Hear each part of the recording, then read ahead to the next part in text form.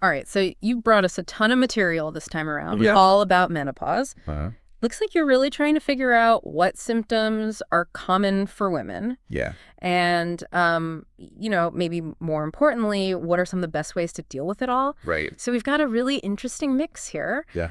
A Reddit thread, which is super personal, right? Yeah. Lots of firsthand stories there. Mm-hmm.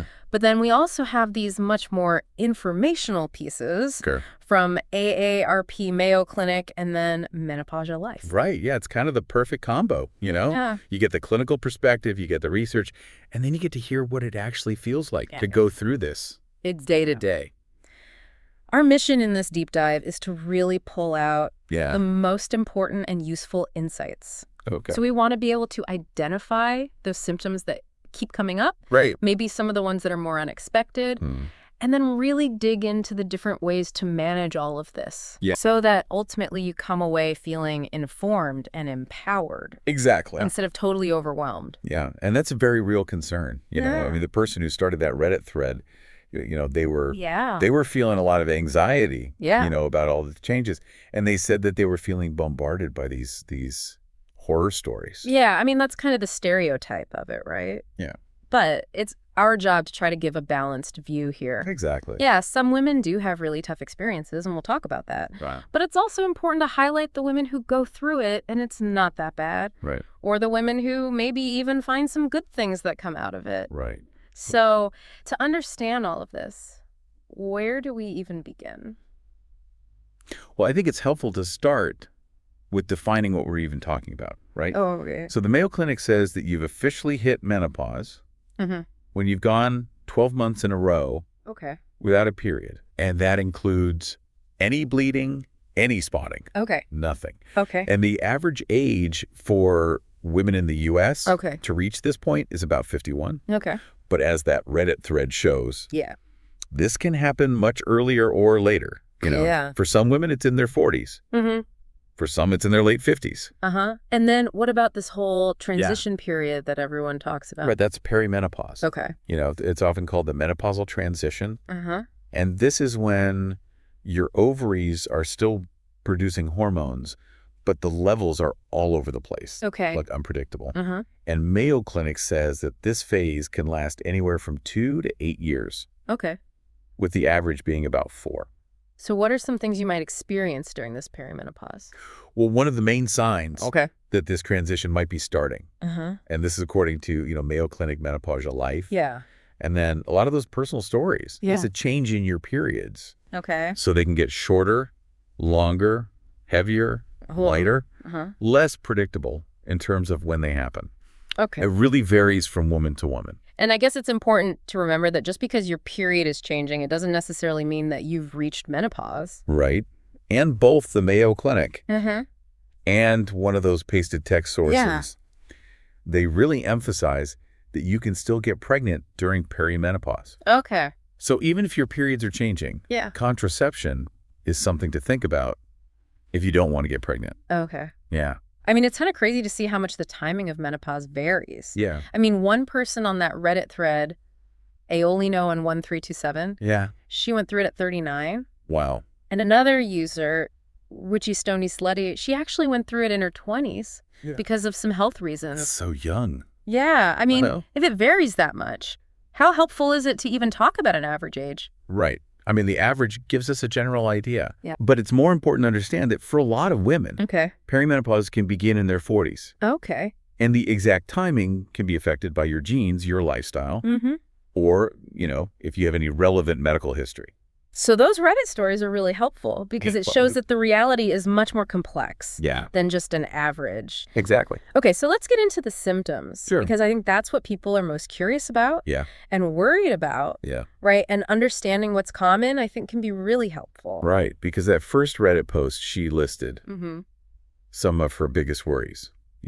Hot flashes. Okay. Mood swings, vaginal dryness, weight gain, memory problems. Yeah. And then we have the research from AARP. Yeah.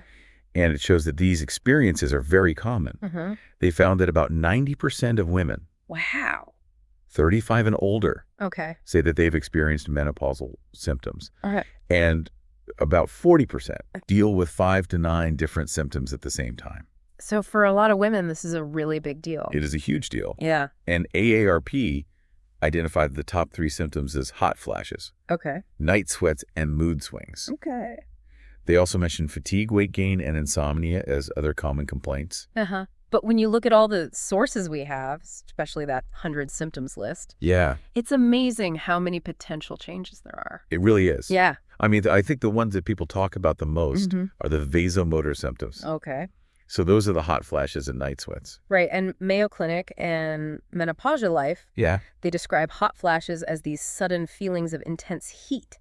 Right. And sometimes they can come with sweating and a flushed face. Exactly. And night sweats are basically just hot flashes that happen when you're sleeping. Right. Which often leads to, you not sleeping well. Exactly. And on the Reddit thread, we saw a lot of different experiences with this. Some women, like ShopAndFlyZero and Dogzilla's mom, they said that their hot flashes were pretty mild or manageable. They just needed to take off a layer of clothing or have a fan nearby. But then others, like M2CWEF, they talked about, needing to throw off all the covers and have fans going all the time. And it's really important to note that some women, like Gran Lizardo and Freshman, 52, they said they hardly had any hot flashes. Or none at all. So basically everyone's experience is different.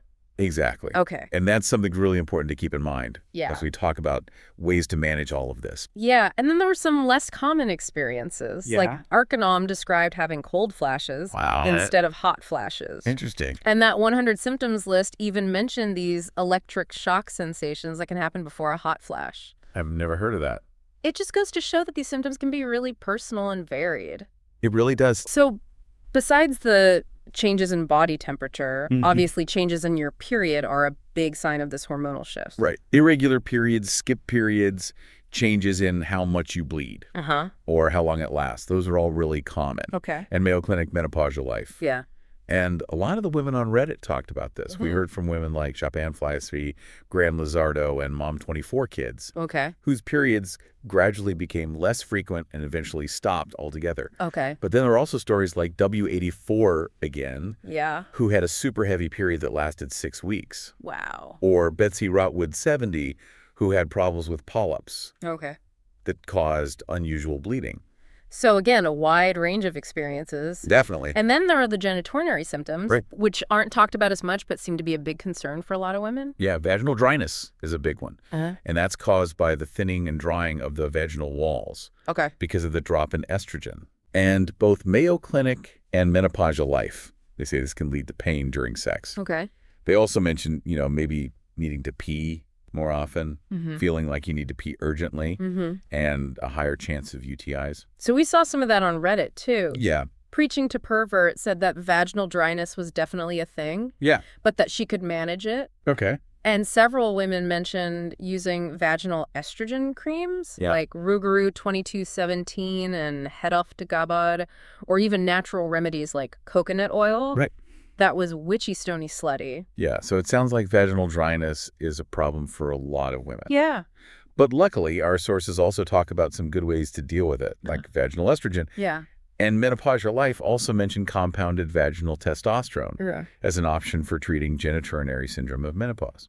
Okay, so let's move on to mood changes and mental health. Because those are definitely connected to all of this. This came up a lot in both the informational sources and those personal stories on Reddit. So mood swings, being more irritable, feeling anxious, or even depressed, those are all possible symptoms during menopause. And Witchy Stony Slutty on Reddit, she talked about how menopause made her anxiety and depression worse. And even caused social anxiety. But then we also heard from Sedone with Idiots, who said that she actually felt less moody after menopause. Interesting. And then you had really vivid descriptions like Vinnie Vincini, who used the term chemical rage.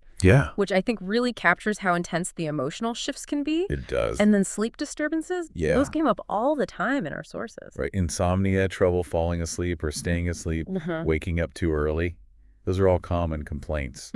Several Reddit users like M2CWF and Never Rarely Sometimes. They mentioned struggling to get enough sleep. And in one of the pasted text sources, someone said that they found some relief with CBD tincture and wild yam cream. So it just shows that people are trying all sorts of different approaches to find what works. And then weight gain and changes in metabolism. Yeah. I think those are things that a lot of women worry about during this time. Right. So Mayo Clinic in Menopausal Life, they explained that the hormone changes during menopause can slow down your metabolism, which can lead to weight gain for some women. Okay. A few Reddit users like DLorf and Pupper71, they did mention gaining weight. Okay. But others like Shopandfly0 and Freshman at 52, they said their weight didn't really change.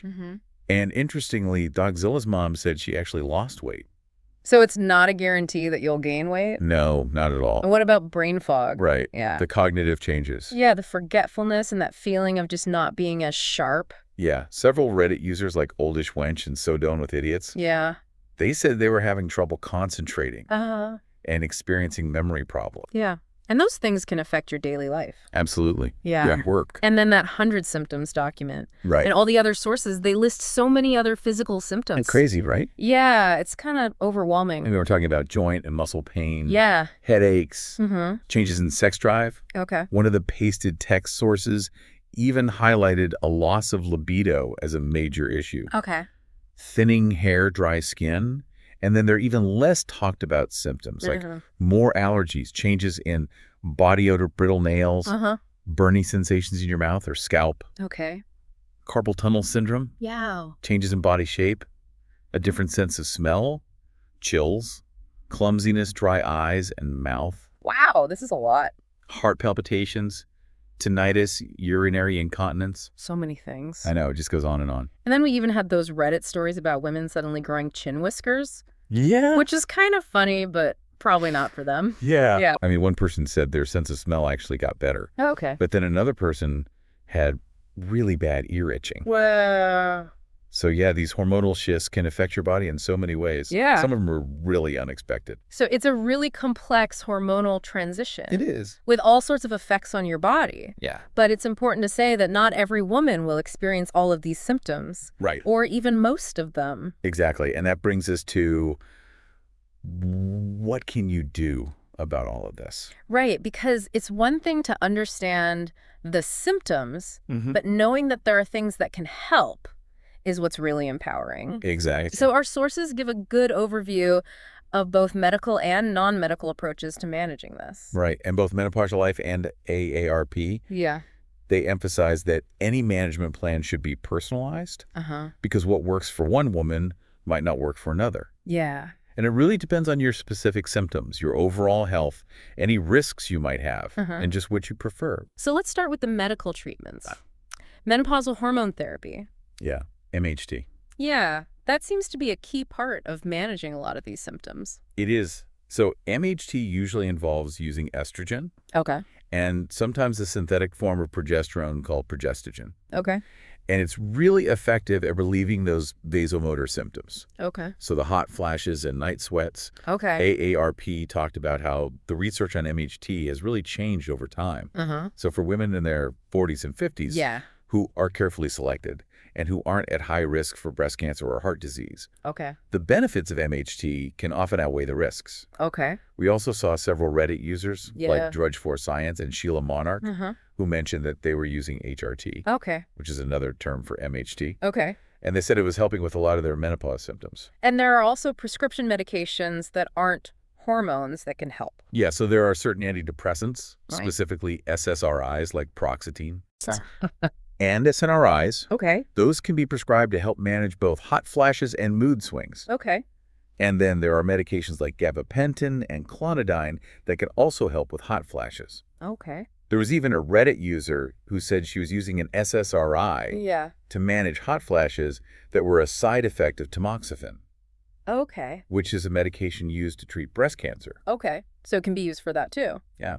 The AARP article also mentioned some of the newer medications for hot flashes. Right. So there's Veozah, which has the active ingredient fezolinetant. Okay. And it's the first non-hormonal pill that targets how the brain regulates temperature. Oh, okay. And the doctors that AARP interviewed, they were really excited about how effective it is at reducing hot flashes. Okay. But they did mention that insurance coverage for this new medication can be tricky sometimes. So what about treatment for those genitourinary symptoms? Yeah, so vaginal estrogen, which comes in creams, tablets, or rings, you insert it into the vagina. Okay. It's a really good way to address vaginal dryness and painful sex. Okay. Because it increases estrogen levels right there. Okay. Both the informational articles and some Reddit users like Rougarou2217 talked about this. And as we said earlier, Menopausia Life also mentioned compounded vaginal testosterone as another option for managing genitourinary syndrome of menopause.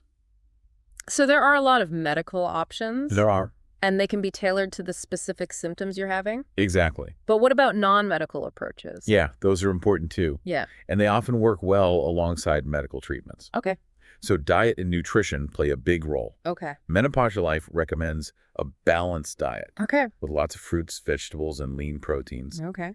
And making sure you're getting enough vitamin D and calcium for your bones. Okay. One really smart Reddit user specifically said to avoid things like sugar, caffeine, and alcohol. Right, because those can trigger symptoms and exercise. Yeah, exercise is so important for overall health, but it's especially important during menopause. Okay. So regular cardio and weight-bearing exercises can really help with managing your weight, reducing stress, and improving mood and bone density. Okay. And we saw some great examples on Reddit of women incorporating exercise, like taking dance classes and doing online flexibility programs. Yeah. And another user who said they felt so much better overall after they started exercising more. And what about things to help with stress? Right. Stress reduction is huge. Yeah. So things like yoga meditation, deep breathing exercises, and even cognitive behavioral therapy, or CBT, can really help with managing stress, getting better sleep, and just overall well-being during this time of hormonal change. And then there are some simpler changes you can make to your environment and behavior. Right. So practical things like dressing in layers. So you can easily adjust if you have a hot flash, keeping your environment cool, and being aware of things that might trigger symptoms like alcohol, caffeine, and spicy foods. Okay. That's what Menopausia Life suggests. Okay. And on Reddit, people were talking about similar strategies like keeping a fan nearby, adjusting the AC, even just avoiding hot drinks was helpful for some people. And maintaining a healthy weight and quitting smoking. Yes. Those are also important for your overall health during and after menopause. Definitely. So what about herbal supplements? Yeah, those are popular. Yeah. People are always asking about things like black cohosh and evening primrose oil for managing menopause symptoms. Okay. But both Menopausia Life and the AARP article, they really recommend talking to your doctor before you start taking any new supplements. Okay. Just to make sure they're safe for you and that they won't interact with any other medications you're taking. On Reddit, we saw someone mention that CBD tincture and wild yam cream help them sleep. Okay. And someone else said palm juice might be good. Okay. But there's not always a lot of scientific evidence to support these supplements. Okay. And AARP said to be careful of marketing claims that aren't really true. So the main message from all of our sources is that it's really important to talk to your doctor. Absolutely. Yeah. AARP and Menopausia Life, yeah, they both stress that you need to talk to your doctor about your symptoms. Uh-huh. And if you feel like they're not listening to you, yeah, you need to advocate for yourself. Uh-huh. And if you need to, you should see a specialist. Yeah. It's important to rule out other medical conditions that might look like menopause, like thyroid problems or depression. Okay. And keeping a diary of your symptoms can be really helpful when you're talking to your doctor. It's interesting that even though the original Reddit post was about being scared of menopause, a lot of the replies actually talked about having pretty easy transitions. That's true. It's an important point that often gets overlooked. Yeah. We saw lots of women on Reddit who said they only had mild symptoms or who were just glad to not have periods anymore. They were using words like uneventful, easy, not a big deal, Yeah. to describe their experience. And some women even talked about unexpected benefits. Yeah. One user mentioned that she didn't get menstrual migraines anymore. Wow. Which can be a huge change. It can. And then several other women were happy that they didn't have to worry about contraception anymore. Yeah. And not having to think about getting pregnant. Yeah, that's a big one. Yeah. And then there was that comment about maybe giving fewer fucks. Yeah. Because of the change in hormone levels. Yeah. And a lot of other users seem to agree with that. Yeah. And then one woman said that she no longer got unwanted attention from men. Uh-huh. And she described that as freaking fantastic. Yeah, it just shows that there can be some good things that come out of this. Absolutely. Okay. Yeah, and a change in perspective that comes with this stage of life. So basically menopause is different for everyone. Exactly. Yeah. As we've seen in all these sources. Yeah. Going through menopause is a very individual journey. Uh-huh. And there are so many different possible symptoms. Yeah. And the way they affect you can vary a lot. So if you're listening, it's important to remember that while some women do have a hard time during menopause, there are also many women who have a much easier time. Right. And some even find that there are some good things that come out of it. Exactly. So your experience will be unique to you. It will be. We encourage you to learn more about menopause. Yes. To pay attention to your body. And track any symptoms that you might be having. Right. And then talk to your doctor. Yes. About the best ways to manage it all. Exactly. You don't have to go through this alone. Yeah. And there are a lot of things that can help. So here's something to think about. Okay. Since everyone's experience is different. Yeah. And we're always learning more about menopause and how to deal with it. What are some ways that we as a society can do a better job of supporting women who are going through this? Yeah. How can we move beyond just focusing on the negative and instead acknowledge that there can be positive changes and a new sense of freedom and really try to understand women's health better at this stage of life? Yeah, that's a really important question it is to consider. Yeah.